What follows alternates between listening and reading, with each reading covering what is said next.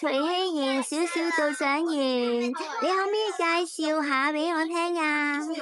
一筆畫咧係一年級睇過香港藝術家丁顯容嘅作品，例如一筆包、一筆套或者一筆荷等等嘅作品而畫到呢啲一筆畫出嚟嘅。即係後邊好犀利喎！你可唔可以話俾我聽，你練習咗呢個導賞幾耐啊？差唔多1個禮拜。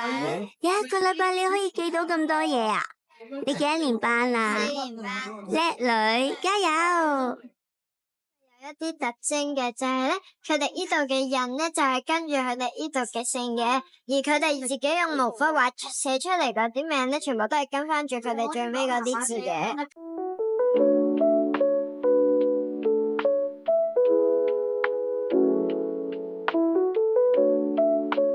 導賞員許穎如，今日我要介紹呢個中國剪紙。中國剪紙係民間藝術之一，以紙為材料，透過鉸剪或者戒刀等等嘅工具剪出唔同嘅圖案。